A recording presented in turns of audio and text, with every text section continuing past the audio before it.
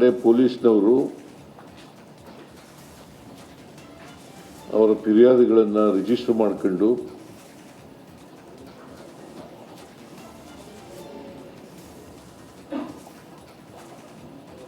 ಕಾನೂನು ರೀತಿಯ ಕ್ರಮ ತಗೊಳ್ತಕ್ಕಂಥ ಕೆಲಸವನ್ನು ಪೊಲೀಸ್ನವರು ಮಾಡಬೇಕು ಅಂತೇಳಿ ತೀರ್ಮಾನ ಮಾಡಿದ್ದೀವಿ. ಮತ್ತು ನಾವು ಏನು ಹೊಸ ಕಾನೂನು ಮಾಡಬೇಕು ಅಂತ ಮಾಡಿದ್ದೀವಿ, ಆ ಕಾನೂನನ್ನು ಕೂಡಲೇ ಮಾಡ್ತೀವಿ. ಅದನ್ನು ಲಾ ಡಿಪಾರ್ಟ್ಮೆಂಟ್ನವರು, ರೆವಿನ್ಯೂ ಡಿಪಾರ್ಟ್ಮೆಂಟು, ಫೈನಾನ್ಸ್ ಡಿಪಾರ್ಟ್ಮೆಂಟು ಮತ್ತು ಹೋಮ್ ಡಿಪಾರ್ಟ್ಮೆಂಟ್ ಚರ್ಚೆ ಮಾಡಿ, ಬೇರೆ ರಾಜ್ಯಗಳಲ್ಲಿ ಈಗ ಆಂಧ್ರ ಪ್ರದೇಶದಲ್ಲೂ ಕೂಡ ಕಾನೂನು ಮಾಡಿದ್ದಾರೆ. ಆ ಕಾನೂನುಗಳನ್ನು ಕೂಡ ನೋಡಿ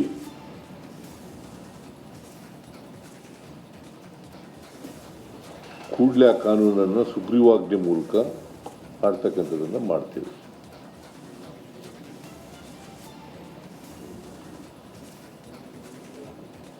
ಕೇಂದ್ರ ಸರ್ಕಾರಕ್ಕೂ ಒತ್ತಾಯ ಮಾಡ್ತೀವಿ. ಆಮೇಲೆ ಕೇಂದ್ರ ಸರ್ಕಾರಕ್ಕೂ ಕೂಡ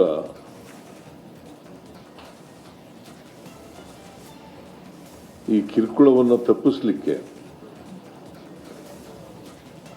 ಹೆರಾಸ್ಮೆಂಟ್ ಅನ್ನು ತಪ್ಪಿಸಲಿಕ್ಕೆ ಬಾರೋಯರ್ಸು ಈಗ ಅನೇಕ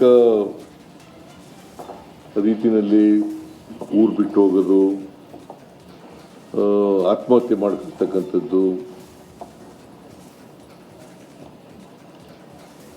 ಅಥವಾ ಬೇರೆ ಇನ್ಯಾವುದೇ ರೀತಿಯಲ್ಲಿ ಕಿರುಕುಳ ಅನುಭವಿಸ್ತಕ್ಕಂಥದ್ದು, ಇದಕ್ಕೆಲ್ಲ ತಡೆ ಮಾಡಲಿಕ್ಕೆ ಕೇಂದ್ರ ಸರ್ಕಾರನೂ ಕೂಡ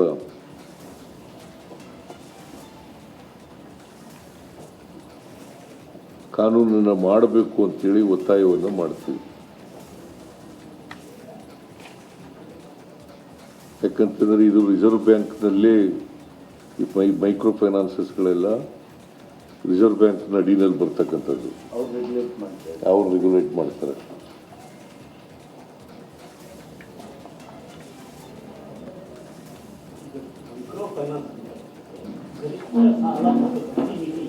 ಎಲ್ಲ ಅದು ಈಗ ನಾನು ಒಂದು ಇಲಸ್ಟ್ರೇಷನ್ ನೋಡಿದೆ.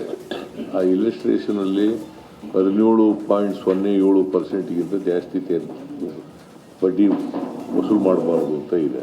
ಒಂದು ಇಲಸ್ಟ್ರೇಷನ್ ಅಂದರೆ 20,000 ರೂಪಾಯಿ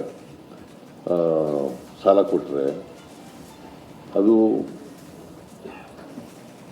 ಏನಾಗುತ್ತೆ, ಕೆಲವು ಎಕ್ಸಾರ್ಬಿಟೆಂಟ್ ಆಗಿ 21%, 24%, 29%, 28% ಈ ಥರ ಮಾಡ್ತಾ ಇದ್ದಾರೆ. ಅದರ ನಿಯಂತ್ರಣ ಇಲ್ಲ.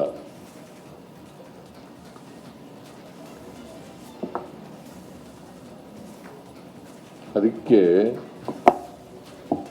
ಒಂದು ಈ ಮೈಕ್ರೋ ಫೈನಾನ್ಸಸ್ಗಳು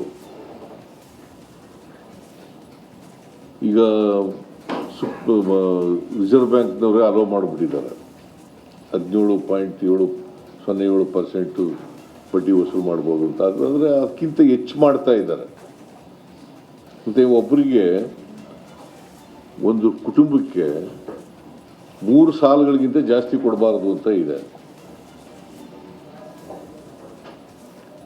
ಇವರು 4, 5, 6 ಹಿಂಗೆಲ್ಲ ಕೊಟ್ಬಿಡ್ತಾರೆ. ಅವರ ಆದಾಯ ಗಮನದಲ್ಲಿ ಇಟ್ಕೊಂಡು ಕೊಡ್ತಕ್ಕಂಥ ಕೆಲಸವನ್ನು ಮಾಡ್ತಾರೆ. ಸೊ ಇದಕ್ಕೆಲ್ಲ ರೆಗ್ಯುಲೇಟ್ ಮಾಡತಕ್ಕಂಥ ಕೆಲಸವನ್ನು ಮಾಡಬೇಕು, ಅದಕ್ಕೆ ಕಾನೂನು ಮಾಡಬೇಕು ಅಂತ ಒತ್ತಾಯ ಮಾಡ್ತಾ ಇದ್ದೀವಿ ಅಂತ ಹೇಳಿ ಮಾಡ್ತಕ್ಕಂಥದ್ದು. ಒಟ್ಟಾರೆಯಾಗಿ ಅವ್ರಿಗೆ ವಾರ್ನಿಂಗ್ ಕೊಟ್ಟಿದ್ದೀನಿ. ಇವೇನಾದರೂ ವೈಲೇಟ್ ಆಗಿ ನೀವು ಮೈಕ್ರೋ ಫೈನಾನ್ಸಸ್ಸು ಮತ್ತು ರಿಸರ್ವ್ ಬ್ಯಾಂಕ್ನವರು ಅವ್ರು ರೆಗ್ಯುಲೇಟ್ ಮಾಡದೆ ಹೋದರೆ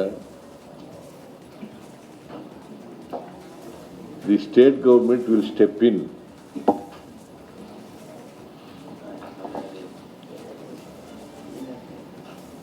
ಪೊಲೀಸ್ನವ್ರ ಮುಂದೆ ಈಗಲೂ ಇದೆ, ಪೊಲೀಸ್ನವ್ರ ಮುಂದೆ ಈಗಲೂ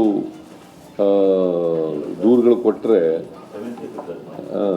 ಅವ್ರ ಮೇಲೆ ಕ್ರಮ ತಗೊಳ್ತಕ್ಕಂಥ ಅವಕಾಶ ಇದೆ.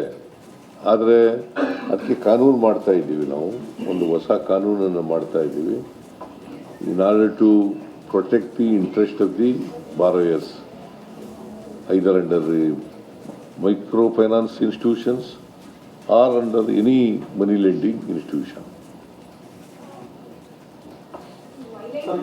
ಇದುವರೆಗೆ ಎಷ್ಟು ಕಂಪನಿಗಳು ಎಷ್ಟು ಸಾಲವನ್ನು ಎಷ್ಟು ಜನ ಕೊಟ್ಟಿರೋ ಮಾಹಿತಿ ಈಗ ಸುಮಾರು 39,000ಕ್ಕಿಂತ ಹೆಚ್ಚು ಔಟ್ಸ್ಟ್ಯಾಂಡಿಂಗ್ ಲೋನ್ ಇದೆ ಅಂತ ಎಲ್ಲ ಹೇಳ್ತಾ ಇದ್ದಾರೆ.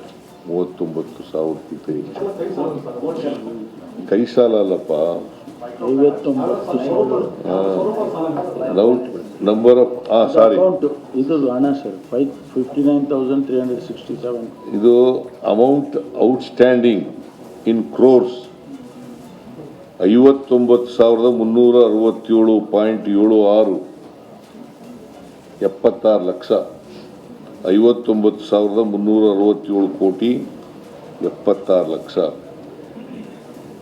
ಇದು ನಂಬರ್ ಆಫ್ ಔಟ್ಸ್ಟ್ಯಾಂಡಿಂಗ್ ಅಕೌಂಟ್ಸ್ 1,09,88,332. 1,09,88,332.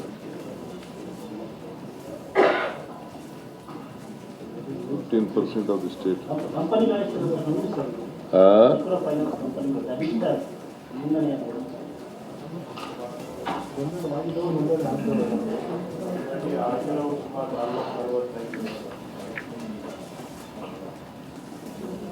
ಆತ್ಮೀಯ ಯೂನಿಟ್ಸ್ 31.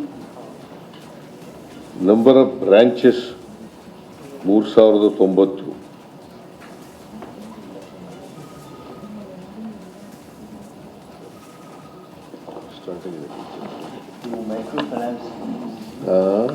ಮೈಕ್ರೋಫೈನಾನ್ಸ್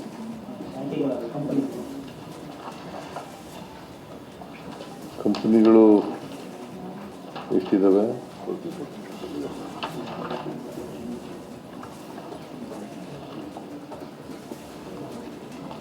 MFI 31 ಇದೆ.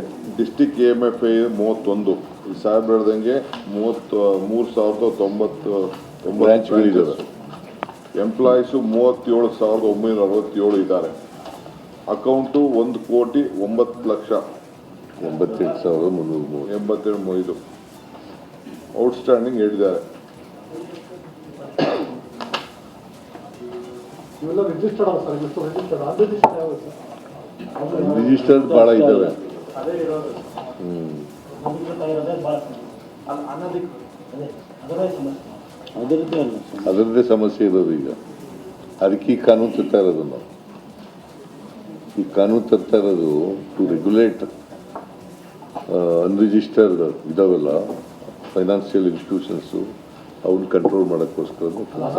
ಯಾವ ಆ್ಯಕ್ಟಲ್ಲಿ ಸಾಲ ಮಾಡ್ತೀವಿ ಸರ್? ಯಾವ ಆಕ್ಟಿವ್ ಇಲ್ಲಪ್ಪ ಅದಕ್ಕೆ.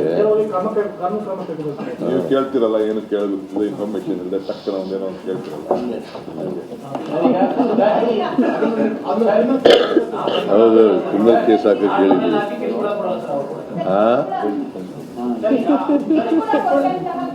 ಒಬ್ಬರು ಕೇಳ್ರಯ್ಯ, ತಾಳೆ ಇವು ಹೆಣ್ಮಗಳು ಹುಡುಗಿ ಕೇಳಿ, ಆಮೇಲೆ ನೀವು ಕೇಳೋದು.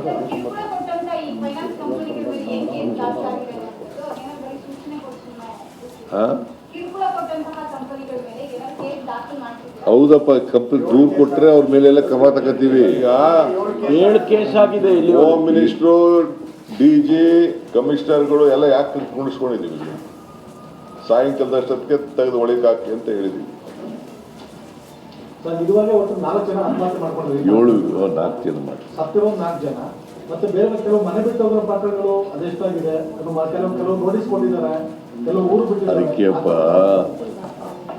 ಮೊದಲು ಈ ಔಟ್ಸೋರ್ಸಿಂಗ್ ಮಾಡ್ತಾ ಇದ್ದಾರಲ್ಲ, ರಿಕವರಿಗೆ ಔಟ್ಸೋರ್ಸಿಂಗ್ ಮಾಡಿ ರಿಕವರಿಗೆ ಕಳಿಸ್ತಾ ಇದ್ದಾರೆ. ಇದನ್ನು ಬ್ಯಾನ್ ಮಾಡ್ತಕ್ಕಂಥದ್ದು ಮಾಡ್ತಾರೆ. ಅದಕ್ಕೆ ಒಂದು ಕಾನೂನು ಮಾಡ್ತಾ ಇದ್ದೀವಿ. ಕಾನೂನು ಮಾಡಿ ಇಂಥವೆಲ್ಲನೂ ಕೂಡ ಯಾವ್ಯಾವ ಇಲ್ಲೀಗಲ್ ಆಗಿದ್ದಾವೆ, ಇಲ್ಲೀಗಲ್ ಆಗಿ ವಸೂಲಿ ಮಾಡ್ತಕ್ಕಂಥ ವಿಧಾನಗಳನ್ನು ಅನುಸರಿಸ್ತಾ ಇದ್ದಾರೆ, ಅವೆಲ್ಲನೂ ಕೂಡ ನಿಲ್ಲಿಸ್ತಕ್ಕಂಥ ಕೆಲಸ ಮಾಡ್ತಾರೆ. ಈಗ ತಾವು ಸರ್ಕಾರ ಕಾನೂನಲ್ಲಿ ಯಾವ ಅಂಶಗಳು ಕಿರುಕುಳ ಆಗೋದು ತಪ್ಪಿಸ್ತವೆ ಅಂತ, ಅದರ ಪರಿಣಾಮಕಾರಿ ನಿಯಮಗಳು ಯಾವ್ದಾದ್ರು ಇದೆ? ಈಗ ರಿಕವರಿ ಆಗಿ ಅವಮಾನ ಆಗಿ ಸೂಯಿಸೈಡ್ ಮಾಡ್ಕೊಳ್ತಕ್ಕಂಥದ್ದು, ಅವ್ರಿಗೆ ಈಗ 5 ಗಂಟೆ ಮೇಲೆ ಹೋಗಿಲ್ಲ ಅಂತ ಇದ್ದಾರೆ. 5 ಗಂಟೆ ಮೇಲೆ ಹೋಗಿ ವಸೂಲು ಮಾಡಲಿಕ್ಕೆ ಹೋಗೋದು, ಆಮೇಲೆ ಸೀಜ್ ಮಾಡೋದು, ಬೀಗ ಹಾಕೋದು, ಇಂಥವೆಲ್ಲನೂ, ಆಮೇಲೆ ಊರು ಬಿಟ್ಟು ಹೋಗ್ತಕ್ಕಂಥದ್ದು, ಇಂಥವನ್ನೆಲ್ಲ